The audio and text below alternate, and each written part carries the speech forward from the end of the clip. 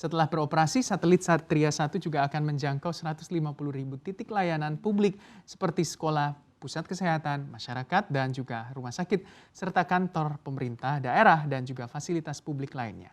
Satria 1 akan memiliki total kapasitas 150 GB per second dan juga akan menjangkau seluruh wilayah Indonesia dengan total keterjangkauan 116 spot beam.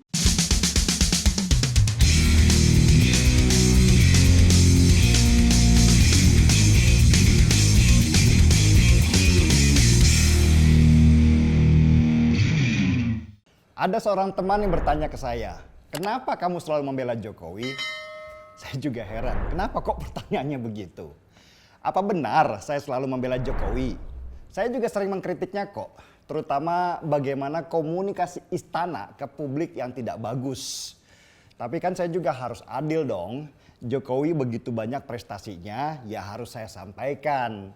Kalau pemerintah punya program bagus tetapi komunikasinya buruk, ya saya ikut merasa bertanggung jawab untuk menjelaskan maksudnya pemerintah itu apa.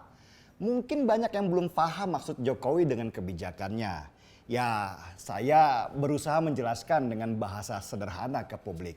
Ini loh maksudnya. Nah, karena seringnya menjelaskan maksud Jokowi, akhirnya saya juga dituding sebagai jubir istana, penjilat lah, buzzer RP lah, dan lain sebagainya. Ya mau gimana lagi, lebih baik dituding-tuding seperti itu daripada saya diam saja dan biarkan banyak hoax dan fitnah menyerang kepada pemerintah. Salah satu program Jokowi yang saya harus banggakan adalah program pembangunan infrastruktur. Jokowi itu pintar. Dia memilih program pembangunan infrastruktur dalam skala prioritas. Yang pertama dia bangun adalah infrastruktur darat.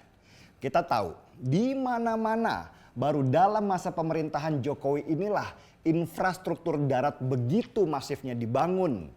Mulai dari jalan, jembatan, bahkan sampai bendungan menjadi prioritas utama Jokowi. Dan menariknya, pembangunan infrastruktur darat yang dulu selalu bermasalah dengan pembebasan lahan, sekarang malah nggak ada tuh keributan. Yang ada malah orang senang ketika tanahnya dipakai untuk bangun jalan. Jokowi menerapkan konsep ganti untung, bukan ganti rugi. Jadi siapapun yang tanahnya dibeli oleh pemerintah malah jadi kaya raya. Dan akhirnya banyak orang yang berlomba-lomba menawarkan tanahnya untuk dibuat jalan tol. Itulah konsep kedaulatan rakyat. Hasil dari negara dikembalikan ke rakyat langsung tanpa ada calo yang potongannya sangat besar. Infrastruktur laut juga dia bangun, dinamakan tol laut. Tol laut ini adalah transportasi yang menghubungkan satu pulau dengan pulau lainnya sehingga ekonomi kita menjadi lancar. Jokowi membangun pelabuhan-pelabuhan supaya terkoneksi satu sama lainnya. Belum ada presiden Indonesia melakukan pembangunan semasif sekarang selain Jokowi yang memang punya tujuan untuk menyatukan Indonesia. Nah, sekarang ini Jokowi sedang fokus menyiapkan infrastruktur langit atau kita kenal dengan nama tol langit. Tol langit ini bukan transportasi udara tetapi internet. Internet sekarang adalah bagian dari perkembangan ekonomi, jadi juga harus menjadi bagian daripada satu kekuatan. Nah, ini yang lucu nih. Indonesia itu dalam segi jumlah penduduk ada di peringkat keempat sesudah Cina, India, dan Amerika. Penduduk Indonesia ini banyak sekali. Sehingga buat banyak negara, Indonesia ini negara cantik kalau mereka mau jualan di sini. Bayangkan, penduduknya ada 270 juta orang. Bandingkan dengan negara tetangga seperti Singapura dan Malaysia. Singapura itu penduduknya cuma 5 juta orang saja. Sedangkan Malaysia 30 juta. Tapi dengan penduduk sebanyak ini, secara ekonomi kita kalah jauh dengan Singapura dan Malaysia. Pertanyaannya, kenapa? Karena infrastruktur kita yang lemah. Sekarang era teknologi, bahkan secara teknologi kita juga sangat lemah. Lucu ya, dengan penduduk nomor 4 terbesar di dunia, kecepatan internet kita ternyata hanya menempati peringkat ke 119 dari 180 negara. Ini sama aja kita ada di nomor bawah. Dan lebih malunya lagi, nggak usahlah dibandingkan sama Singapura. Internet kita bahkan kalah dari Sri Lanka dan Bangladesh. What? Saya coba kasih perbandingan yang bikin kita malu ya. Kecepatan internet kita di sini itu cuma sebesar 25 Mbps. Mau bandingkan dengan Singapura yang punya internet dengan kecepatan tertinggi di dunia. Kecepatan internet Singapura sebesar 256 Mbps. Itu berarti kecepatan internet Singapura yang penduduknya cuma 5 juta orang 10 kali lebih cepat dari Indonesia yang penduduknya 270 juta orang. Itulah kenapa kita selalu diejek-ejek orang Singapura dan Malaysia. Mereka sering menyebut kita orang Indon. Sebuah ejekan bahwa kita ini besar tapi bego. Saya kasih analogi yang sederhana aja ya untuk gambarkan seberapa cepat internet kita. Singapura dengan kecepatan internet 256 Mbps dan penduduk cuma 5 juta orang. Itu seperti jalan tol raksasa dengan kendaraan yang lewat cuma 1 atau 2 mobil saja.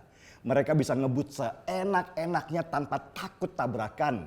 Makanya mereka bisa beli mobil supercar karena jalannya sangat memungkinkan. Nah, di Indonesia dengan kecepatan internet cuma sebesar 25 Mbps dan penduduk 270 juta orang, itu mirip sebuah jalan sebesar gang di perumahan, tapi yang lewat ada truk, ada bus, ada kontainer, dan motor yang kejepit sambil teriak, "Woi, awas, awas, mata lu picak apa?" Itulah yang membuat kita tuh nggak maju-maju, baik secara wawasan apalagi ekonomi. Kita hanya sibuk dengan keributan, keriuhan, kemacetan, sampai nggak bisa berpikir bagaimana mengembangkan diri. Lah, punya TV Android di rumah, keren, mewah, besar, 60 inci, gagah dan gaya. Tapi pas mau nonton HBO, elah loadingnya bisa setengah jam. Udah gitu di tengah filmnya putus-putus lagi. Saya jadi teringat dulu ada Menteri Komunikasi zaman SBY yang dari PKS, namanya sih Tifatul Sembiring, yang dengan santainya nge-tweet dan bilang, internet cepat buat apa? Ya beginilah kualitas menteri yang dulu di zaman mantan yang sama sekali nggak berpikir jauh ke depan kalau internet akan menjadi salah satu tulang punggung ekonomi kita. Akhirnya yaitu kita sekarang merasakan lemotnya internet kita karena nggak siap dengan teknologinya. Untunglah Menkominfo sekarang Johnny Plate sudah berpikiran maju. Ia sekarang sedang menyiapkan Tol Langit, sebuah satelit yang dinamakan satelit Satria.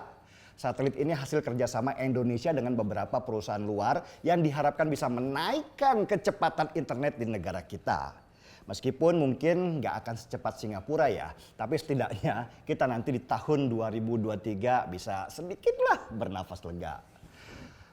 Itu masih cuma harapan lah sementara ini. Apakah Pak Menkominfo bisa sebagus Menteri PUPR Basuki Hadimulyono dalam pembangunan tol daratnya yang fenomenal?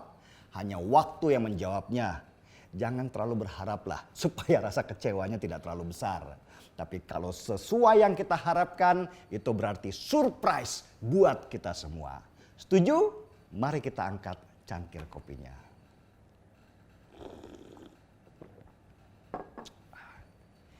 Gaspol!